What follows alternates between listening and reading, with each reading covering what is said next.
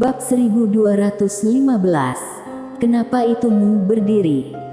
Mileye melirik wanita gila di depannya, dan bergumam di dalam hatinya, kenapa kamu begitu marah? Wanita itu menatap Mileye dengan mata ganas, ingin memilih seseorang untuk dimakan. Mileye tersenyum sinis, jangan membicarakan masalah ini, apa pendapatmu tentang syarat yang kusebutkan tadi? Mata wanita itu perlahan tertutup, biarkan aku memulihkan kekuatanku dulu. Mileye tersenyum dan berkata, orang pertama yang akan kamu pukul ketika kamu mendapatkan kembali kekuatanmu adalah aku, kan? Wanita itu memandang Mileye, aku tidak akan memulihkan kekuatanku, bagaimana aku bisa membantumu bertarung? Mileye menatap wanita itu, beri aku seutas jiwamu. Wanita itu menyipitkan matanya sedikit. Mileye berbalik dan pergi. Wanita di depannya jelas bukan orang yang baik, kalau tidak, dia tidak akan disegel di sini oleh Saveramu selama bertahun-tahun. Ketika berhadapan dengan wanita seperti ini, dia secara alami tidak berpikir bahwa dia dapat menaklukkannya dengan pesona. Dia tidak berpikir bahwa setelah tidur dengannya, dia akan jatuh cinta dengan Mileye dengan sepenuh hati, terlalu naif.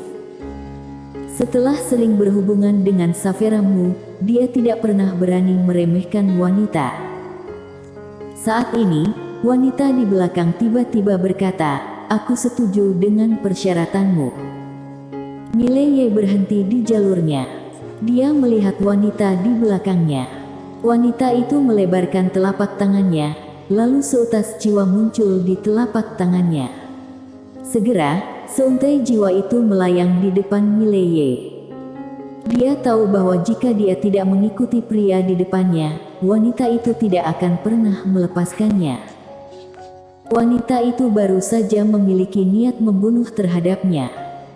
Mileye menyingkirkan gumpalan jiwa, lalu berkata, ayo pergi. Wanita itu sedikit mengernyit, bantu aku memulihkan kekuatanku. Mileye merentangkan tangannya, aku tidak bisa melakukannya. Namun, aku bisa membawamu untuk menemukan Savera. Wanita itu memandang Mileye, kamu bisa melakukannya. Mileye melambaikan tangan kanannya, dan sebuah pedang mendarat di depan wanita itu, naik.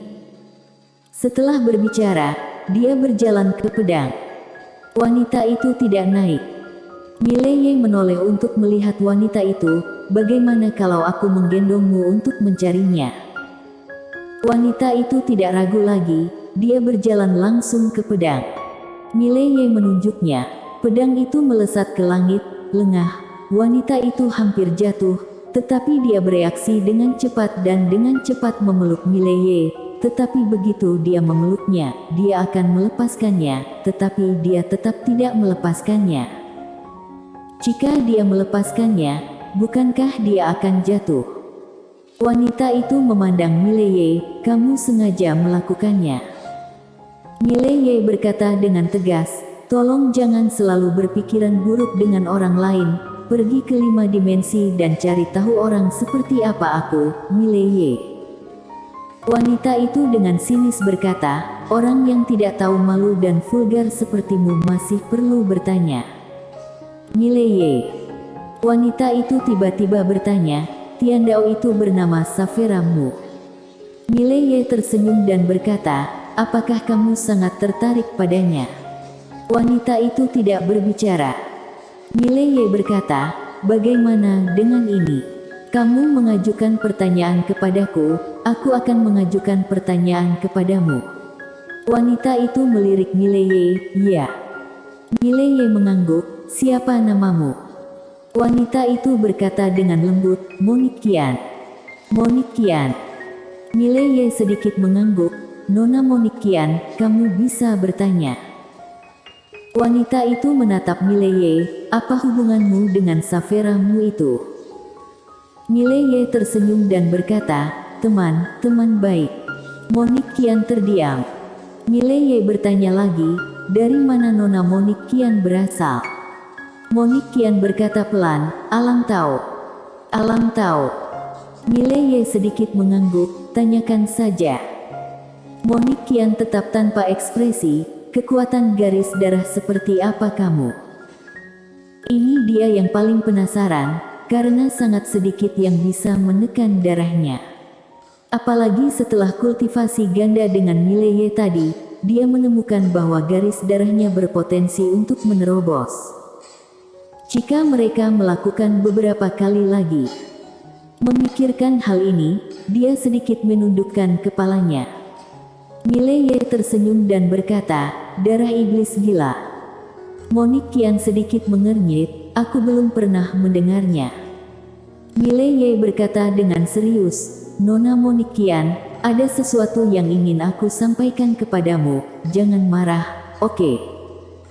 Monique kian memandang Mileye, apa yang akan kamu katakan?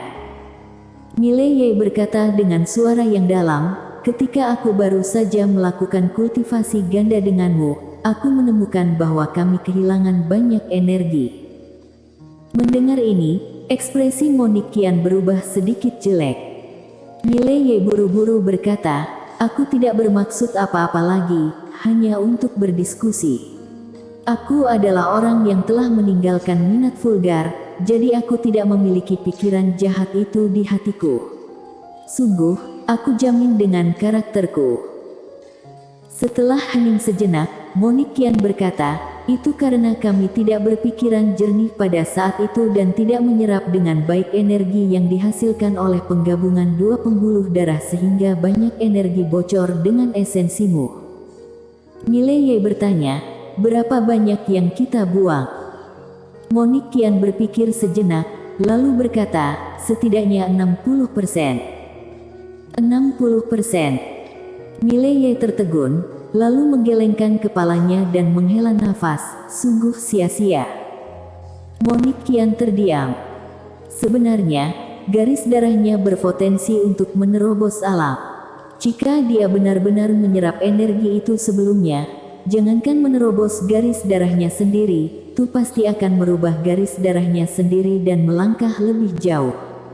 Jika mereka melakukannya beberapa kali lagi dan keduanya bekerja sama, mereka bahkan mungkin menggunakan garis darah gila Mileye untuk sepenuhnya menembus garis darah mereka sendiri. Jika itu benar, dia akan menjadi orang pertama dalam sejarah keluarga. Pada saat ini, Mileye tiba-tiba berkata, Nona Monique kian, mengapa garis darah kita menjadi lebih kuat ketika kamu dan aku berkultivasi bersama?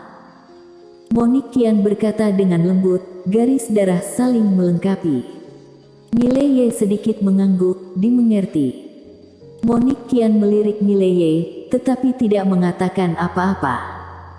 Mileye tersenyum, lalu berkata, Nona Monique kian, apakah kamu tahu tentang klan kekaisaran dan keluarga jalan iblis?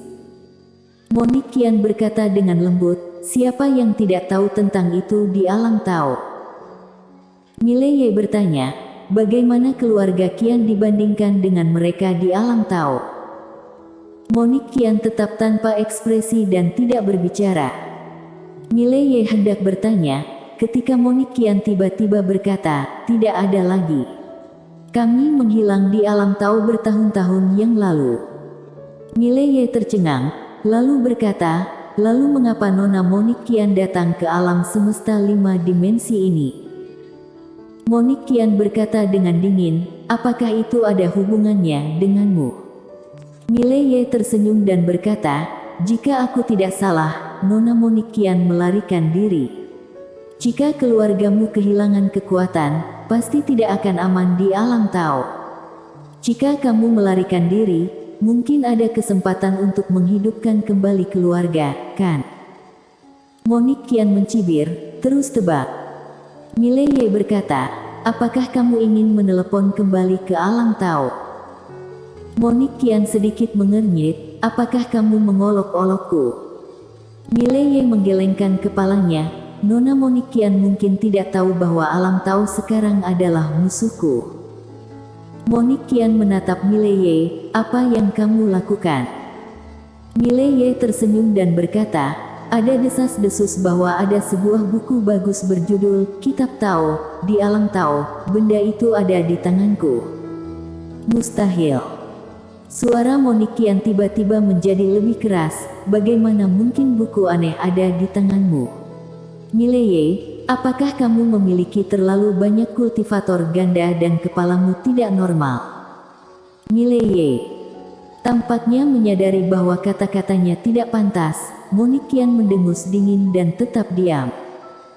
Mileye berkata, apakah kamu kenal Gita Ye? Monikian berkata dengan suara yang dalam, jangan bilang dia kabur ke sini. Mileye mengangguk, ya.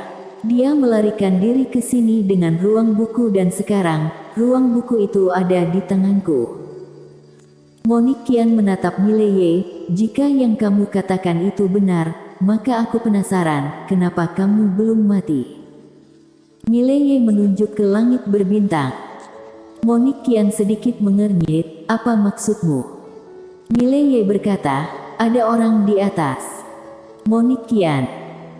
Mileye berkata lagi, gadis Monikian, aku pikir kamu dapat menggunakan kekuatan aku untuk menaklukkan alam Tao dan menghidupkan kembali keluargamu. Monikian mencibir dan tidak berbicara. Mileye tersenyum dan berkata, apakah menurutmu Tiandao 5 dimensi dianggap sebagai master teratas di alam Tao? Monikian terdiam. Wanita itu pasti adalah master super di alam Tao. Jika itu adalah pertarungan 1 lawan 1, kemungkinan besar tidak ada yang akan menjadi lawannya. Mileye tersenyum dan berkata, sejujurnya, menyerang alam Tao adalah maksudnya. Dia ingin menaklukkan alam Tao. Mendengar ini, kelopak mata Monikian berkedut. Jika itu adalah Mileye, maka dia pasti tidak akan memiliki kemampuan untuk melawan alam Tao. Tetapi jika menambahkan Tiandao 5 dimensi, maka masih ada kesempatan. Setelah sekian lama, Monikian berkata dengan suara yang dalam, apa yang kamu ingin aku lakukan? Mileye berkata dengan serius, ini sangat sederhana. Nona Monikian berada di level escape, jika ada perkelahian di masa depan, kamu membantuku melawan master di level escape. Tentu saja, jika ada master di keluargamu, kamu juga bisa menyebutnya, kita semua bekerja sama berkonspirasi untuk hal-hal hebat. Monikian tiba-tiba berkata, ruang buku benar-benar ada di tanganmu. Mileye mengangguk, ya. Monikian ragu-ragu sejenak, lalu berkata, bolehkah aku melihatnya? Mileye berkata dengan serius, tidak mungkin. Monikian melirik Mileye dan tidak mengatakan apa-apa, dia sudah mengharapkannya. Bagaimana bisa laki-laki di depannya menunjukkan benda ilahi seperti itu padanya? Saat ini, Mileye berkata lagi, aku hanya menunjukkannya kepada orang-orangku sendiri. Orangnya sendiri. Monikian menatap Mileye, kamu sudah tidur denganku. Mileye buru-buru berkata, Nona Monikian, aku juga dianiaya. Monikian mencibir, kamu tidur denganku, ini adalah fakta yang tidak bisa diubah. Mileye terdiam. Monikian berkata dengan dingin, kenapa, tidak ada yang ingin kamu katakan? Mileye berkata dengan suara yang dalam, Nona Monikian, sejujurnya, aku masih tidak bisa membuka ruang buku karena Gita Ye membuat batasan ketika dia tinggal. Aku tidak punya kekuatan yang cukup untuk membukanya. Setelah berbicara, dia mengeluarkan ruang buku dan menyerahkannya kepada Monikian. Monikian juga tidak menolak, dia mengambil alih ruang buku. Lambat laun, ekspresinya menjadi sangat serius. Pada awalnya, dia tidak begitu percaya apa yang dikatakan Mileye, tetapi pada saat ini, dia mempercayainya.